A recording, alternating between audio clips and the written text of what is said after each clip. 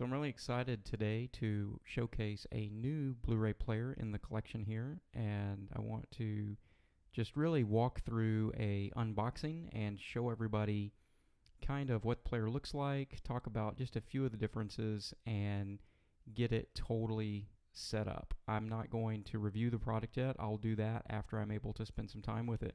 But this is the UB450, and this is the UK model, and it is going to be replacing my Region B Sony Blu-ray player that's in my collection now. So packaging is very similar to what we see on standard Panasonic Blu-ray players.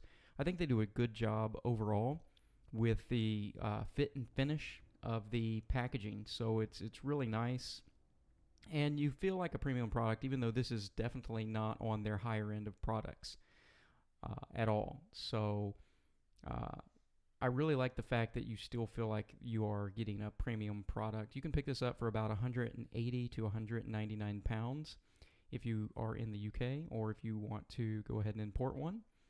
And the packaging is very similar to what we got with the 420, except it's the UK packaging. So everything has, .uk, .col, instead of having like Panasonic.com if you're in the US. So I'm not a super big fan of the way that they package things overall now in regards to this case. They used to put styrofoam and things, and I just liked it better personally. But Panasonic shows that their products can hold up in shipping in that product. But yeah, this is a beautiful player. I mean, look at it. It's very simple. It's very, very, very simple. Not that you need something complex, but overall, it just looks really nice. And you don't have a lip that kind of folds down like you do on the 420. That was one of the big things that I noticed about this player. And comparing it's the same size overall, and it's the same weight. You almost feel like you're holding the exact same player. And one of the things I like about these UK models is it is only looking for 12 volts input, DC input 12 volts. So this allows you to have some options when it comes to your power cords, if you want to change things out, or if you want to get a adapter, kind of like you would use your iPhone adapters universally as far as the plugs, because the adapters themselves can operate between 100 and 240 volts. And if you take a look at this, I'm trying to get the lighting exactly right, but if you take a look at this, you can see the operation here. But the output's what's important. The output with this is going to be that 12 volts at 1.5 amps. Now Sony, on their players that are like this, you can see you don't have to have any kind of extra thing to plug it into. You can buy on Amazon.com a little power cord that would plug into this piece here if you're going to use their player in the US, and you're done. There's nothing more to do with that. But with the Panasonic player, you do actually have to use a dongle, kind of like what you're looking at here, a plug-in, to make that conversion. This is not my preference at all.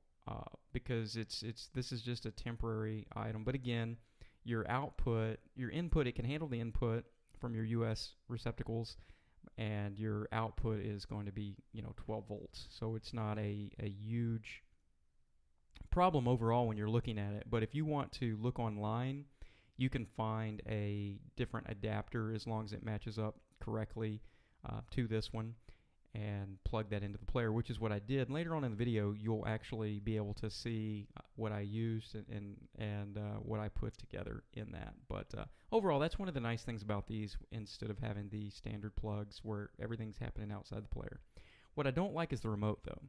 This remote is very cheap. It is not even close to the remote of the 420, which is still a cheaper made remote.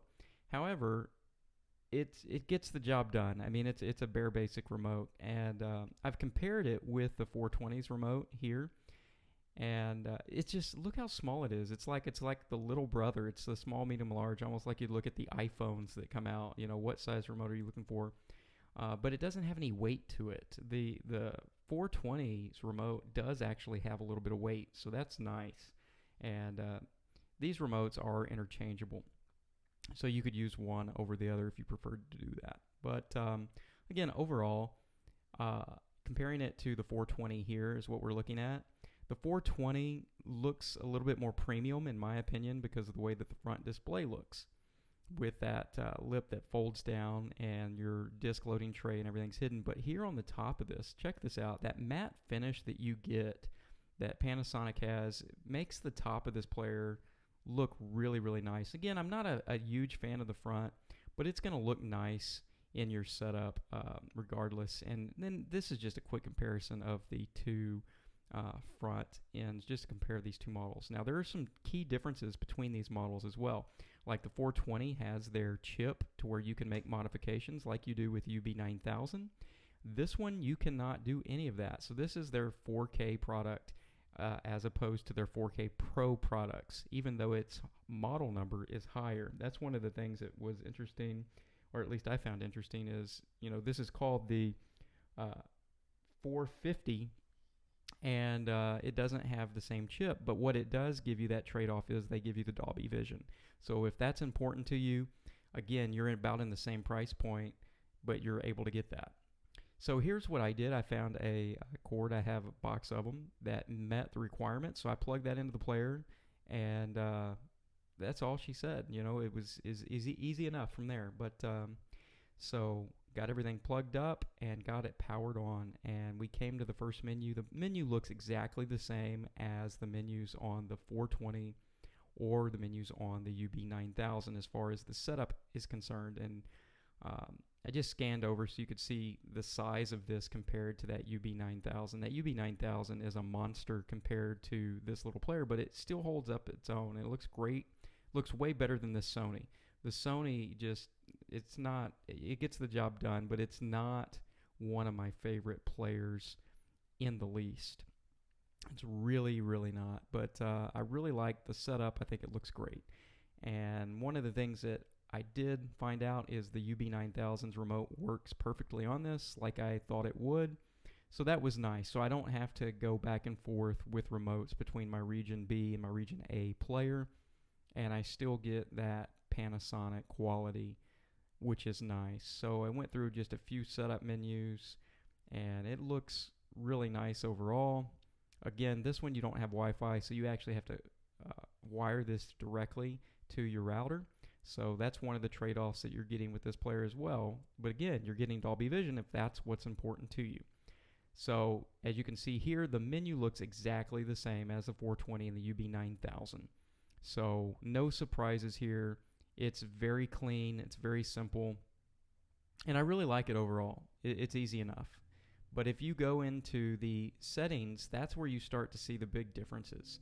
When you go into the player settings, you see a lot of things missing that are on the other two players, both the UB9000 and the UB420. And overall, it's nice, easy to set up. Coming soon is a full review of this player in comparison to the others with the picture and the sound quality, so be on the lookout for that.